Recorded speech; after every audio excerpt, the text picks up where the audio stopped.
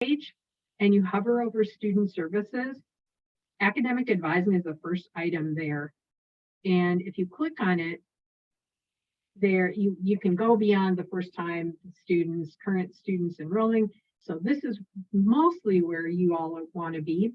If you want to schedule an appointment, all you have to do is click on navigate and it will bring you directly to the link for scheduling. And you would just log in with your school account. And I'll do this with mine, but I can only get so far. And I was going to try and use my son's account, and he was not thrilled with that idea. So, and you know, I understand. So, although he's my advisee also. So Navigate allows you to schedule appointments with me, with Career Services, with Accessibility Resource Center, with tutors. You can schedule a lot of different things. Okay, it looks like I have some things to do today. Wow, shocking. But what you're going to do when you get into the site after you log in with your Star ID and password, you'll click on appointments and then schedule an appointment. And I can't schedule with an advisor. So, but if you scroll down, once they load the available services, it'll say, what type of appointment would you like to schedule? You would say advising here if you want to meet with me. I'm just going to go with career services, and I'll just put them in. And then you would talk about what you want to talk about. So maybe I want to go to career exploration. Now I'm about to retire in like 5 years, and so maybe I want to do something new and different. I don't know. Do not click on pick a date because this will only give you that specific date. And unfortunately, when I tried this earlier with career services, it keeps going back to this October 12th. However, if you click on advising instead of career services, and then it could be advising in registration or academic planning or change of major or whatever it is you decide you want to talk with me about, go down to find available time. And when you do that, rather than picking a date, it will give you my list of open availability for several days. And then you can choose a time. That's not going to allow me to do this here, but I have written up the steps for when you get to navigate, what do you do next? And just a step-by-step set of instructions for scheduling. And so basically, once you find an available time, you'll click on that time, and then it will ask how you would like to meet. And there are options for phone appointments, for in-person appointments, or for Zoom appointments. And I would say try and steer clear of phone appointments unless it's really your only option, because if we do a Zoom appointment or if we meet in person, we can share the computer screen, and it's so much easier to be able to see what you're doing and for you to see what I'm doing. It's just much easier to get stuff done. And if you can join via a computer or a tablet, that also is really helpful instead of trying to do it on your phone. And you can, once you decide how you want to meet, then you're going to schedule that appointment, and you can get either a text reminder or an email reminder or both.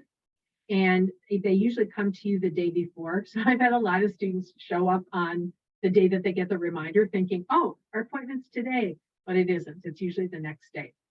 And if it's an in-person appointment, a lot of students stop down to T2500, which is where drop-in advising is, and that is not where we have appointments. So I'm up on the 4th floor, T4065, which is, you know, if you're taking graphics classes or web classes and you're coming in for class, you're going to be on that same floor. So if you get off the elevator, walk to the big picture windows and hang a left, you'll find my office. It's just the second office around the corner. And in person is kind of my favorite way to meet with students, but Zoom works also really well for folks that can't do in-person appointments. So you'll get that reminder. And I will tell you that the week of the 24th of October, the appointments are going to be really limited, only because most advisors are working in labs. And right now we're going to be down close by T2500 for a lot of the time for the first week of for registration for everyone. So, but again, I'll send you the step-by-step instructions. Students often say, I can't get into Navigate, and this is, this will walk you through exactly what you do in, step 1, step 2, step 3 kind of a thing. Other ways of meeting with advisors, if you go back to that student services page, you've clicked on academic advising. There is also drop-in advising, which is virtual. And if you click on this, it's going to actually log you in. There will be a host if you're interested in, actually, some people log in and then they never meet with anybody. But when you do drop-in advising, you can actually talk to an advisor. You can talk to someone from admissions. You can talk to a transfer specialist. We're all available. And again, it's best if you join, if you're going to do these drop-ins, to join on a computer rather than your phone. Because again, we can use that screen share feature. And you'll see, it's Monday 12 to 4, Tuesday 12 to 4, and then Wednesday 2 to 6. And then finally in person, and this is why everybody goes to T2500. This is where we do drop-in advising, and all advisors rotate through both the drop-in Zoom and drop-in in-person advising hours. So you may or may not see me if you come to one of these things, but we're all kind of cross-trained. And if there are specific questions that you have that the advisor you're working with can't answer, we use the Teams chat really frequently. I work with a lot of nursing students, and I don't have a background in advising for nursing much, except for now I've been doing it for a while, but we can often send a message to the nursing advisor, for example, and the nursing advisor will respond with an answer so we can get to the student right away that we're talking to. And same thing with graphic design and web design.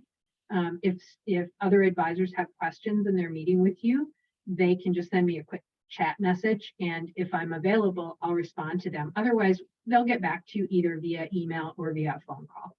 So there are loads of ways to meet with advisors.